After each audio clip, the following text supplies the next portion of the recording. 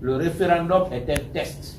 Il faudrait que dès le 21 septembre, que le peuple de Guinée, en rang serré comme une seule personne, derrière le projet de la Constitution, et donner pas moins de 80%. Aujourd'hui, je voudrais partager avec vous 3 points pourquoi soutenir le CNRD. Premier point, la possibilité de candidature indépendante. Nous avons connu avant, il n'y avait pas un débat serein dans les partis politiques. Parce que nos partis politiques traditionnels étaient à la merci d'une seule personne ou un petit groupe qui finance. Lorsque vous êtes un cadre animé d'indépendance et l'esprit d'innovation, vous ne pouvez pas parler. Parce que dès que vous parlez, vous êtes supprimé. Puisque les élections nationales étaient réservées seulement pour les candidats présentés par les partis politiques. Aujourd'hui, vous pouvez avoir votre idée, vous pouvez débattre avec les gens. S'ils ne sont pas d'accord avec vous, si la population vous soutient, vous pouvez vous faire candidat indépendant, bien sûr sous certaines conditions de parrainage. Je crois que celui qui aime la démocratie ne peut pas dire que ça, ce n'est pas une innovation importante, que ce n'est pas beaucoup plus de liberté. Parce que plus on donne la possibilité d'un choix plus large, plus la liberté des citoyens est renforcée. Vous avez la création de 2 chambres au niveau du Parlement. Vous avez les députés, vous avez le Sénat. Avant, un député qui parlait beaucoup de sa localité était mal vu. Et c'est tout à fait normal. Parce que notre loi disait que le député est le représentant de la nation entière. C'est pourquoi les 2 tiers étaient élus sur la liste nationale.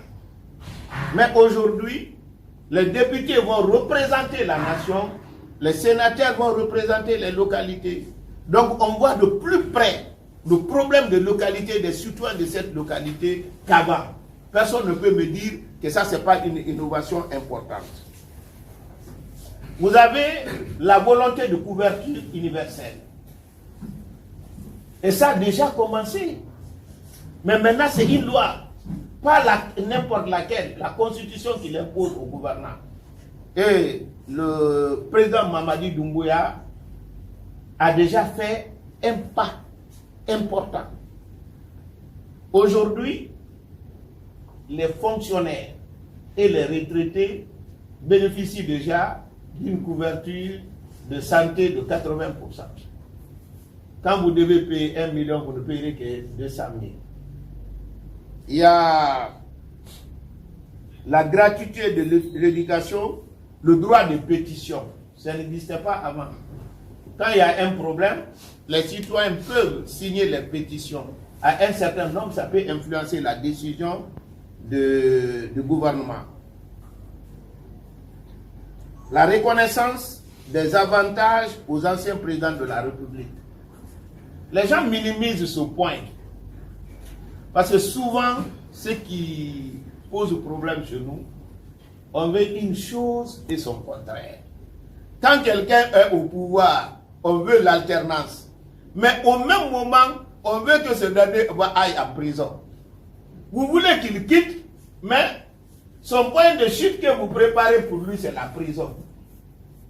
Mais pour encourager les gens à partir, il faut créer une condition. Je crois que ça, ce point-là, c'est la sagesse même.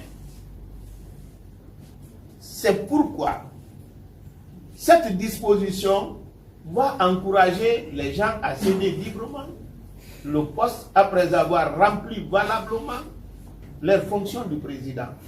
Parce que il est quand même écœurant, même pour les anciens ministres, après avoir servi la nation, après avoir été à un niveau, se retrouver encore bas où on n'arrive même pas à se nourrir.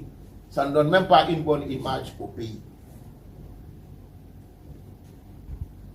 Il y a l'instauration de la saisine de la cour d'appel par les citoyens. Avant cela, la possibilité n'était pas donnée aux citoyens de pouvoir saisir directement la Cour suprême.